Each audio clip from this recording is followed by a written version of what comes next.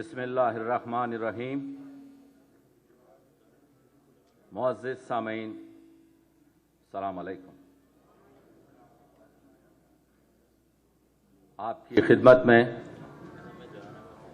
تقی عابدی حاضر ہے، جو اس افتتاحی جلسے کا ناظم،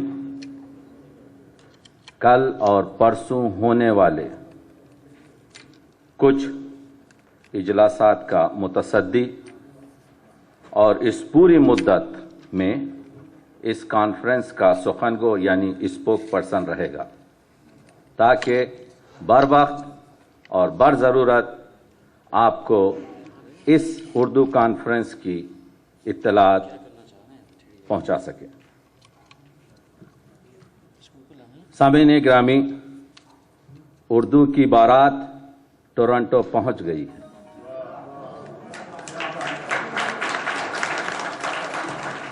حیدرآباد دکن سے محبت لے کر، لکھنؤ کی نزاکت لے کر، الہ آباد کی صداقت لے کر، دلی کی شرافت لے کر، لکھنؤ کی نزاکت لے کر، کشمیر کی لطافت لے کر، پنجاب کی شجاعت لے کر، سندھ کی سخاوت لے کر اور سرحد سے حفاظت لے کر، لندن سے سیاست لے کر اور نیو یارک کی صحافت لے کر، نیو یارک اردو ٹائمز کی حمایت لے کر، آپ سب کی اجازت لے کر، عنایت لے کر پہنچ چکی ہے۔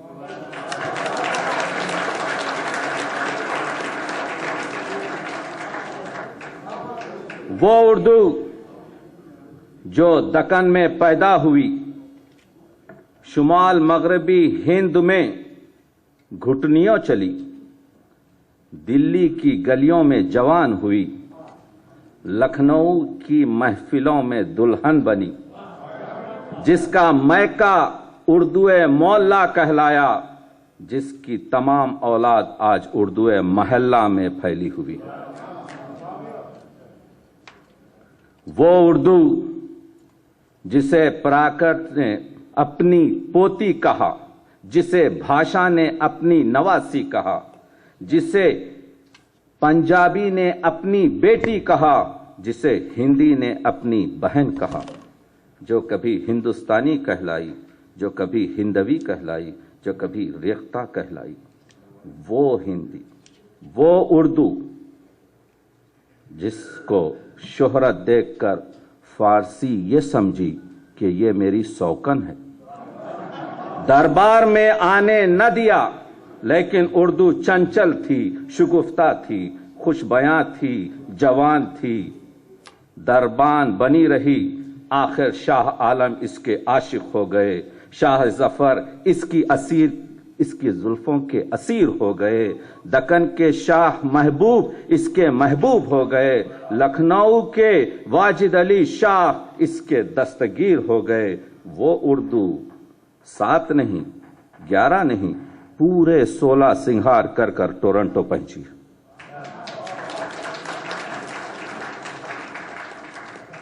غزل نے اس کے ہونٹوں پر لالی ملی، مرثیہ نے اس کی آنکھوں میں سرما لگایا، قصیدے نے اس کو زرق و برق لباس پہنایا، اور مثنوی نے اس کی چوٹی گوندی۔ جب آشوب پریشاں نے اس کے گیسو پریشاں کیے تو اور بھی حسین لگنے لگی۔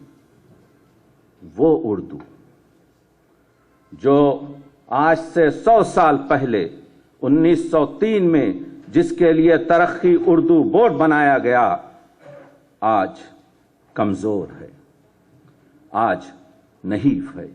آج 100 سال گزرنے کے بعد اس اردو کے تحفظ بورڈ کی ضرورت ہو رہی ہے۔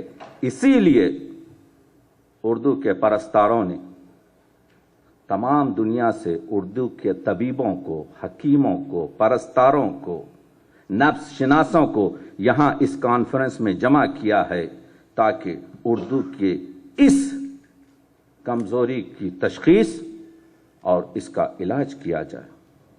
2 दिन तक ये इजलास होंगे, जिसके तौज़ीहात मैं वक्तन फ़वक्तन आपकी खिदमत में देता रहूँगा।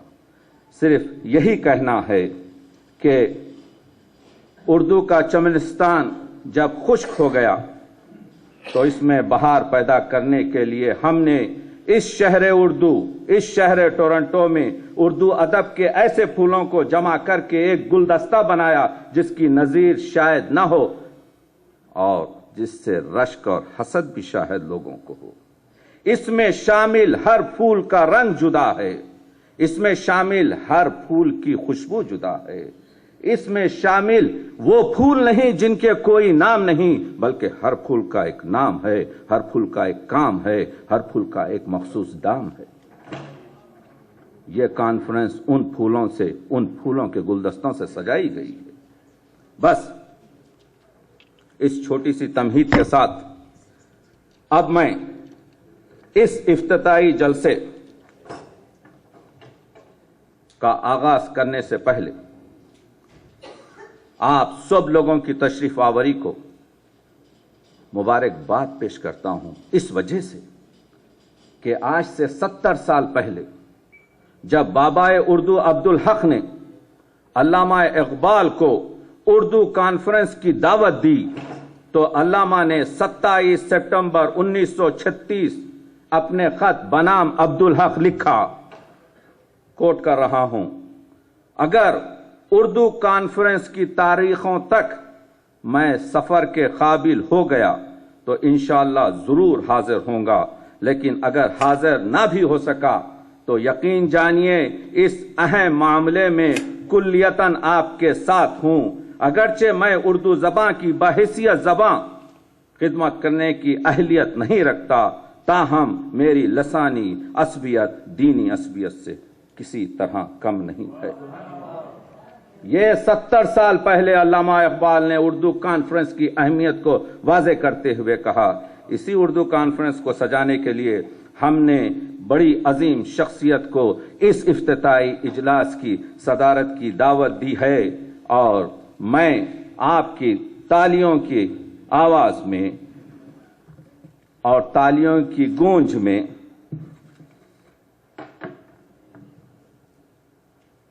बुजुर्ग तरीन नक्कात पद्म भूषण डॉक्टर गोपी चंद नारंग साहब से दरख्वास्त करूंगा कि वो मसनद सदारत पर तशरीफ लाएं।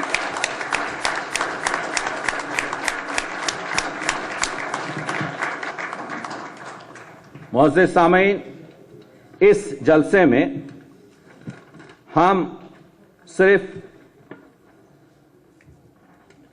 2 या 3 शख्सियतों का मुख्तसर सा तारुफ करेंगे और इजलासों में उनके बारे में गुफ्तगू जारी रहेगी।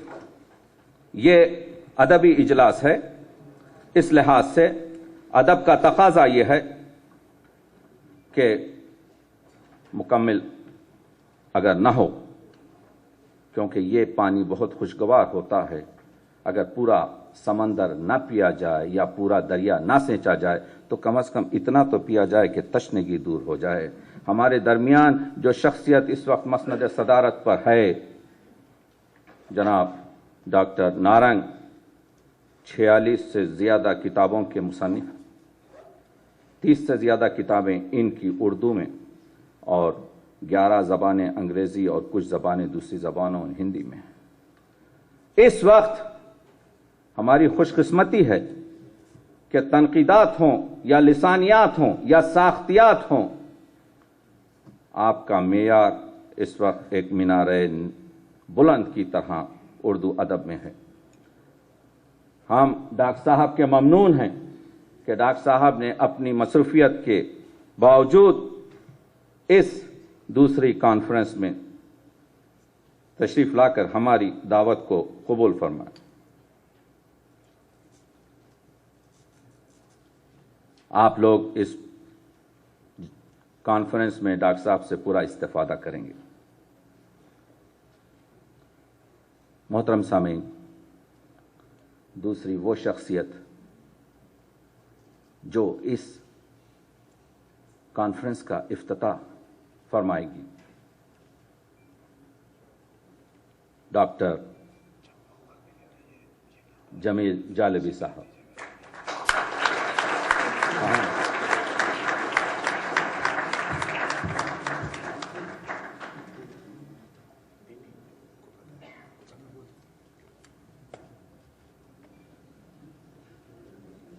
کیا ہوا؟